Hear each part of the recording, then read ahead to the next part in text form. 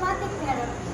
It focuses on connecting the mind and body to heal mental ailments and release wellness. Ikaw naman ang laging magkakasama. Lagi lang umaawit, maawit mula kusina hanggang sa sala. Lagi nang napapasabi, mahal kita mula umaga, mukhang malala na hanggang gabi. Pauwi at bago Behavioral therapy. A range of treatments and techniques which are used to change an individual's maladaptive responses to specific situations. Kaya hindi ako sumasali sa mga social events kasi pakiramdam ko kapag nagsalita ako, judge nila ako. Lahat naman tayo nagkakamali. Mostly naman ng mga tao ngayon busy sa sarili nila. Kaya kung gusto mong sumali sa mga social events, okay lang.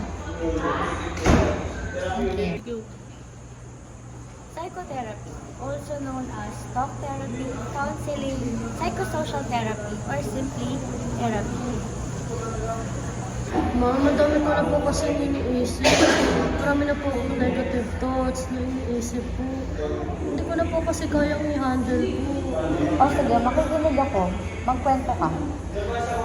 1, 2, 3, go! Cognitive therapy.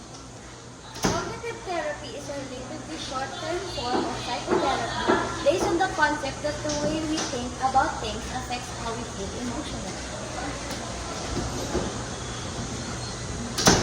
Failure ako sa mata ng tao. Kasi di pa rin ako napapromote dahil sa pagkakamali ko. Ang isang pagkakamali ay hindi nakakalimutan sa entire career mo. Madami lang ding achievement at mas marami pang opportunities in the future. Bibliotherapy, a scientific structuring of the environment in order to affect behavioral changes and to improve the psychological health and functioning of the individual. Adjunctive therapy. These are a therapy that uses creative processes.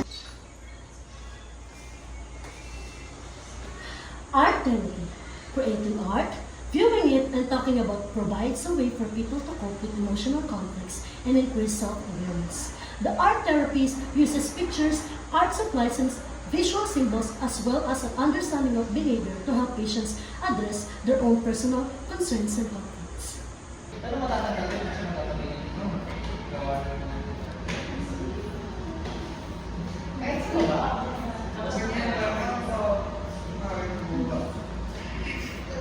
Okay na ba? Lagi na umaawi.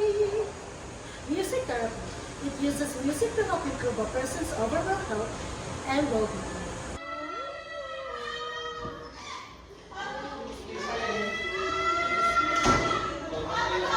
Go.